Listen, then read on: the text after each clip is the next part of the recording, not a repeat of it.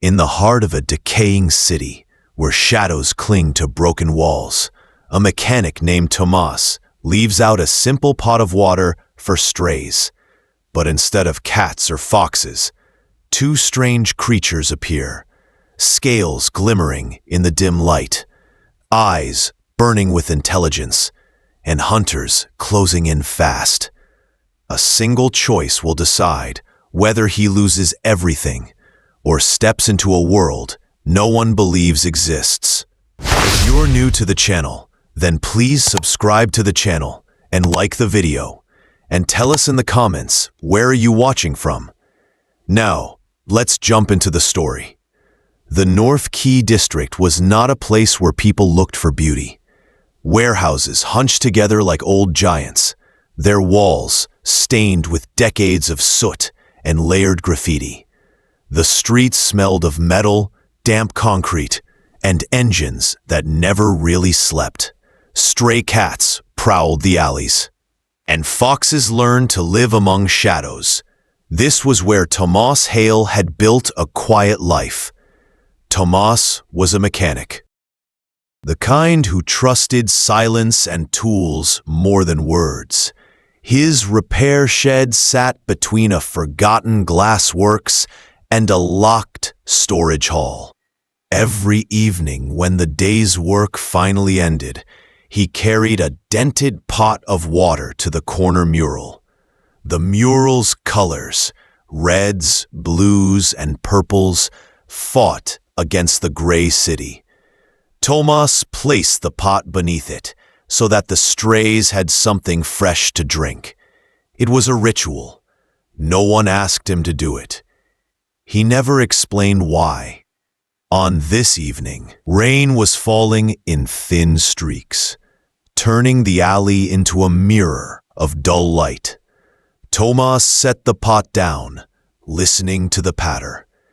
He was tired, shoulders heavy from 12 hours of tightening bolts and coaxing an old hover van to life. But he still bent his back for this small kindness.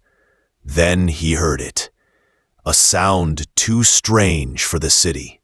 Not a cat, not a fox, not a rat. It was a chirp, low and metallic, carrying a note that did not belong to any ordinary creature. Tomas froze, hand resting on the wrench tucked in his coveralls. Another sound followed, gentle but clear, the rhythm of sipping. Cautiously, he leaned around the mural and stopped breathing for a moment. Two small creatures crouched at the pot. At first glance, they were the size of cats, but their shapes were wrong for anything familiar. Scales shimmered over their bodies, catching the alley light and changing from green to gray as they moved. Folded against their backs were thin wings, translucent like bat wings, with visible veins that glistened in the rain. Their faces were narrow, with sharp teeth flashing as they drank. A line of spines ran from their heads down to the tip of their tails. Dragons. The thought came slow, almost unwelcome. Dragons did not exist, but here they were, drinking from his pot as though they had always belonged to this place. The larger creature lifted its head. Golden eyes with vertical pupils fixed on him, studying with a depth that felt more human than animal. It tilted its head in a gesture so simple, so curious, that Tomas almost laughed despite his unease. The smaller one had a scar running across its wing membrane. It chirped softly, then returned to the water. Tomas whispered, his voice barely a thread. Easy now. He tore a corner from the sandwich he had saved, tossing it gently. The larger dragon snapped it out of the air with reflexes that stunned him. The smaller one chirped again, waiting until another piece was thrown. They ate quickly, eyes never leaving him. Then it happened. Without warning, pictures filled Tomas's mind. Not his memories, not dreams. Visions pressed into him. Bright white rooms, cages, the sting of needles, the smell of fear, and the fire of escape. The images vanished as suddenly as they appeared, leaving him shaken. "You're in my head," he whispered. "You're showing me where you came from." Before he could think further, voices cut through the rain. Deep, commanding, practiced. "The trail leads here. Scanners picked up 2 signatures. Check the area." Tomas's breath caught. The dragons froze, pressing against the mural. Their scales shifted shade, blending into the painted wall. Not perfect camouflage, but close enough to fool anyone rushing past. Light beams swept the alley. 3 men approached the pot, their dark uniforms glistening with rain. One carried a device that beeped steadily. "Recent, no more than 10 minutes, the man said. The leader's voice was smooth, calm in a way that warned Tomas more than shouting would have. "Search the area. The employer wants them alive, nothing less." Tomas's thoughts spun. These weren't local officers. Real officials didn't move like predators. Whoever they weren't here for stray cats. He glanced back at the 2 small dragons. Their eyes, bright coins in the dark, locked on him. There was fear. Yes, but also something like trust. "This way," he whispered, gesturing toward the side door of his workshop. The smaller dragon hesitated, then stepped forward, claws clicking on wet stone. The larger followed, wings tight against its back, rumbling low as if warning Thomas not to fail them.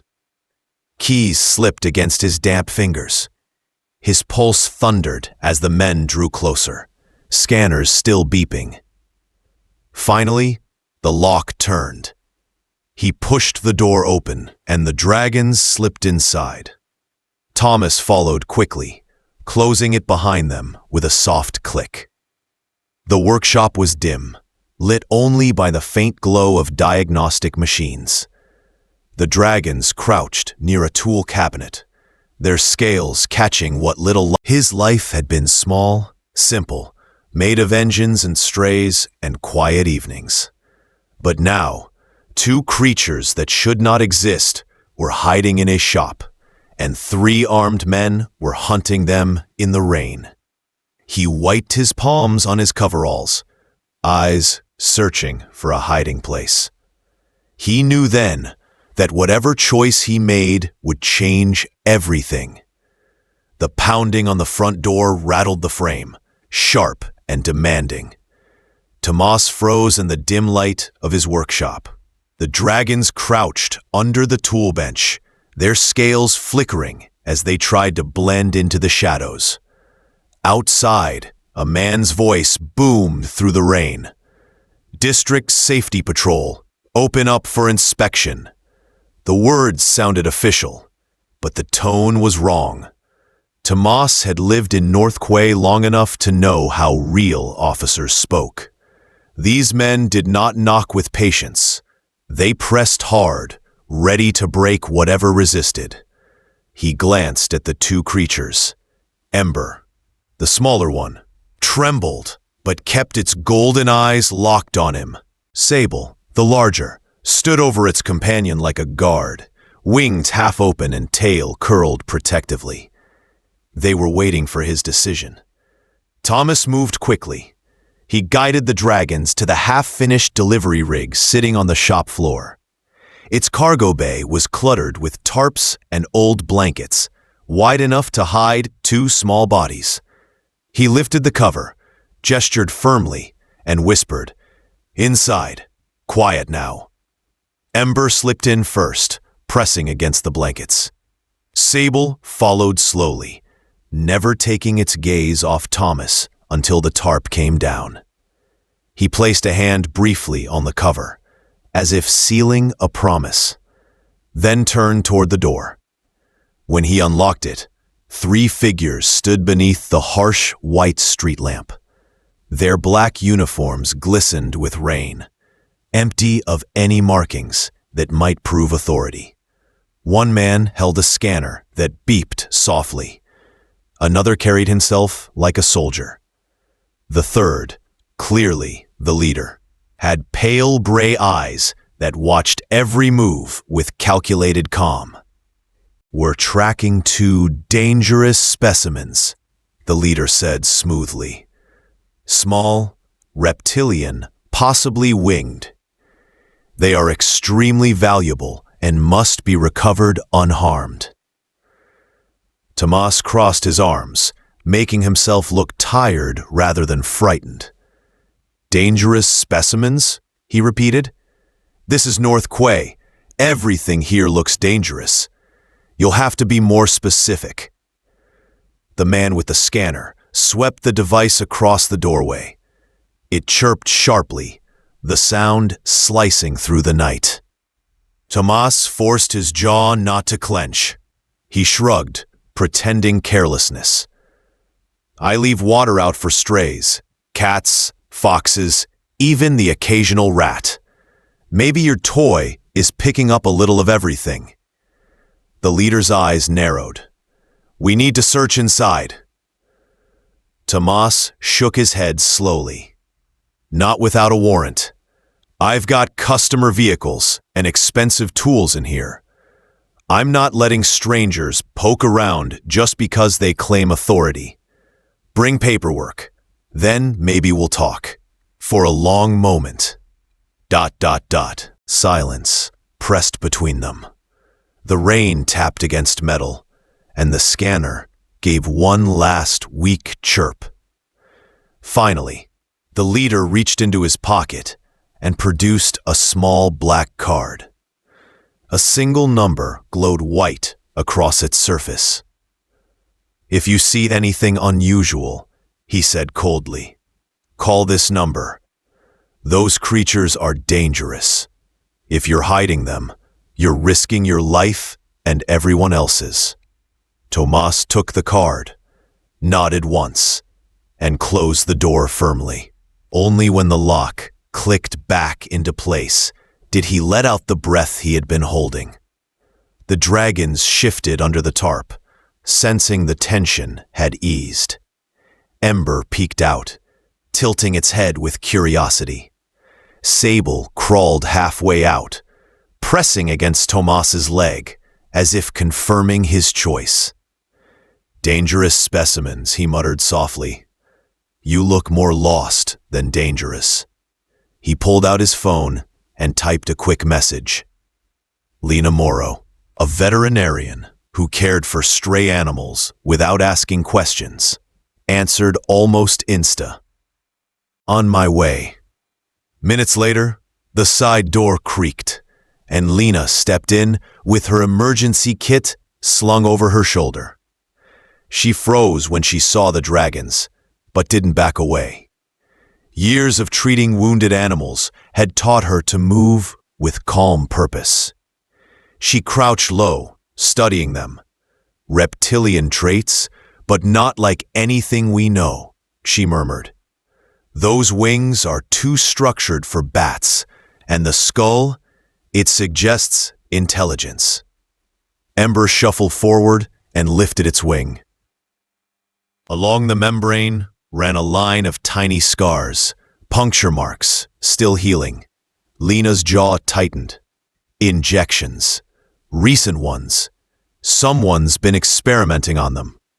Sable growled softly, a sound that carried more warning than threat. Lena extended her hand slowly, letting it hover just above the creature's head.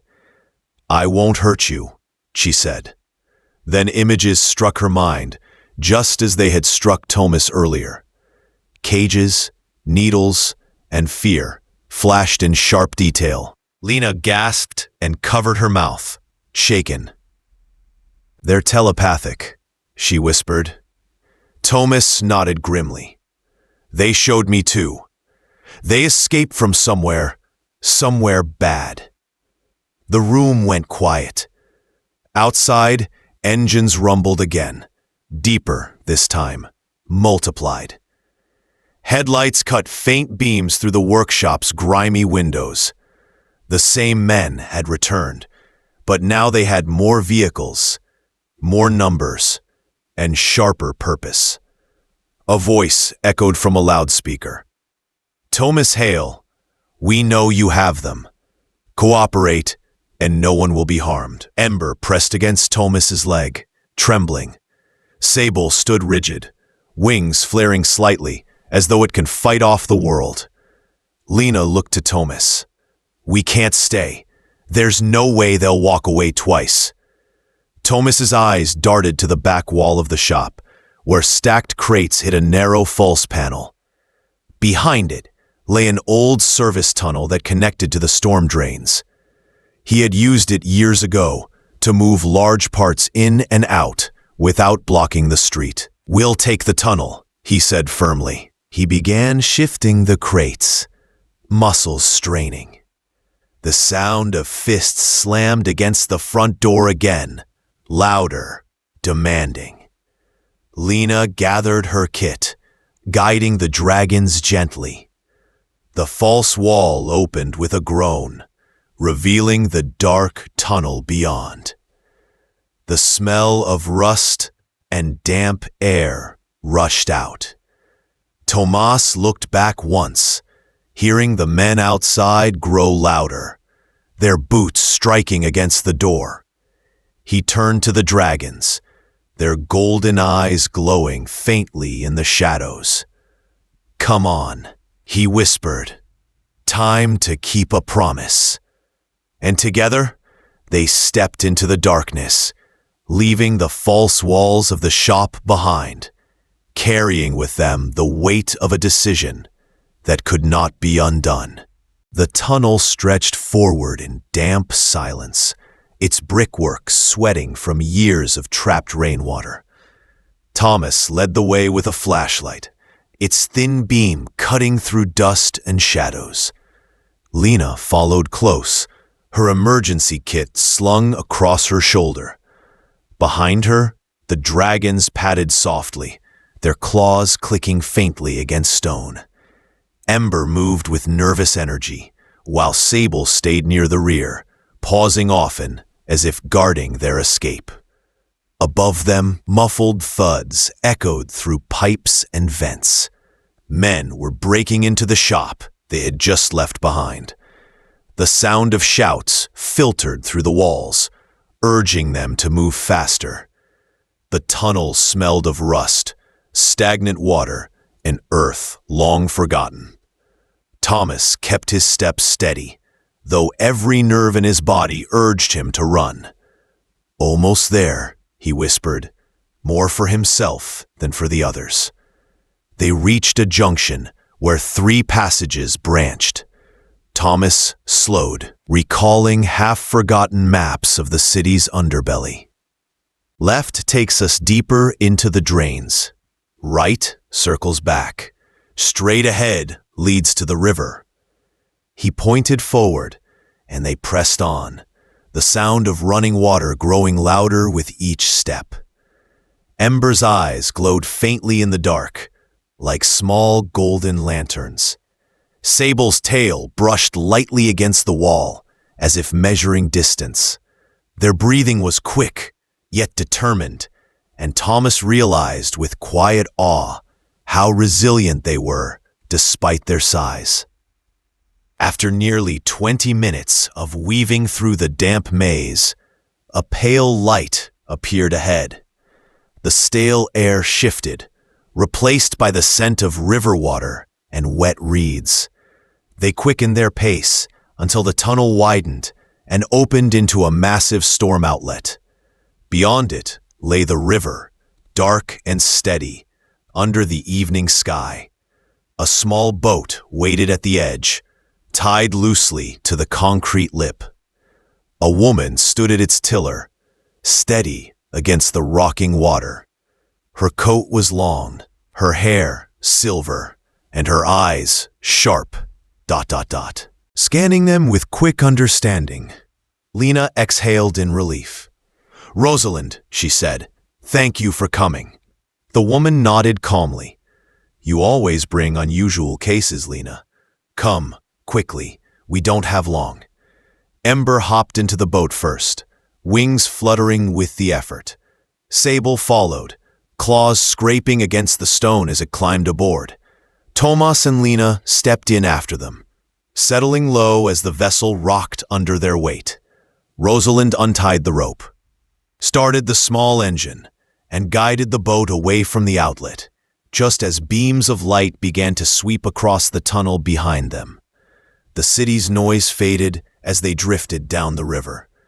Warehouses gave way to stretches of wild growth along the banks. The air turned fresher, filled with the smell of moss and damp earth. Ember leaned against Tomas, its warmth surprising, while Sable settled near Lena, its eyes half-closed yet alert. Rosalind kept her focus ahead, guiding the boat with quiet skill. "They'll search the drains, but once they realize you're not there, they'll widen their net. We need to stay ahead of them." Tomas glanced back at the shrinking outline of the city. A pang of loss tugged at him. His workshop, his tools, his life, all of it was fading behind, and he had no idea if he would ever see it again. Yet when Ember pressed its head against his arm, the weight of his choice felt less heavy. They continued in silence for a while, the boat's small engine humming steadily. Eventually, Lena broke the quiet. "You run a sanctuary," she said to Rosalind. "Somewhere safe for creatures like these?" Rosalind nodded. "Officially, it's for injured wildlife. Unofficially, it's for those the world cannot explain. Beings changed by science, by cruelty, or by accidents of nature. Some people see them as problems. I see them as survivors." Ember chirped softly, as though responding to her words. Sable gave a low rumble, more content than wary. Tomas found himself studying Rosalind. Her calmness was not forced. It came from years of walking this line between danger and purpose. An hour later, the boat curved around a bend in the river. A valley opened before them, surrounded by dense trees. Tucked inside was a collection of old farm buildings, their shapes softened by ivy and climbing plants. Lights glowed warmly from a few windows, not harsh or industrial, but welcoming. As they docked, a tall man with a metal prosthetic arm met them. He offered his hand to Lena first, then to Tomas. "Welcome," he said. "New arrivals, I see." His eyes shifted briefly to the dragons, but there was no fear in them, only recognition. Ember stretched its wings before folding them back, curious about the new place. Sable stayed close, watching carefully. Rosalind led them up the path toward the main house. "This is a sanctuary," she said softly, "for those who never asked to be changed. Here, they can heal. Here, they can live without being hunted." Tomas noticed movement near the fence line. A fox, with fur that shimmered in shifting colors, watched them from the shadows. A crow, larger than any he had seen, perched on a post, its dark eyes sharp and intelligent. Another creature, long and low, with 6 slender legs, slinked past before vanishing into the grass. The dragons made soft noises of curiosity, their fear easing as they recognized others who did not belong to the ordinary world. Inside, the main house had been rebuilt with care. Stainless counters and medical tools stood alongside shelves filled with blankets and food supplies. This was no laboratory. It was a place designed to heal. Rosalind gestured to a corner prepared with bedding. They can rest there for now. Tomorrow, we'll begin proper care. No needles unless necessary. No pain. Only comfort. Ember curled into the bedding almost immediately, exhausted. Sable stood over its companion for a moment longer, then lowered itself slowly beside it. Thomas and Lena exchanged a glance. For the first time since the alley, since the pot of water, they felt the tightness in their chests begin to ease. The danger was still out there, but here was a pause, a breath, a promise of safety. As night closed over the sanctuary, Thomas sat by the window, watching the shadows of trees stretch across the valley. Ember and Sable slept peacefully, their scales glowing faintly in the dim light. He knew the fight wasn't over, but in this moment, behind the walls of the sanctuary, hope had found them. Morning came softly to the valley, the sky washed in the pale gray of early dawn. Mist rose from the river, curling through the trees and settling over the sanctuary like a protective veil. Inside the main house, the air smelled of coffee, warm bread, and clean straw. Thomas sat at the wooden table, hands wrapped around a mug, staring at the dragons sleeping in the corner. Ember and Sable rested curled together, their scales glimmering faintly as they breathed in slow rhythm. The sanctuary was quiet, but it was not empty. Rosalind moved with her calm efficiency, checking readings from her instruments.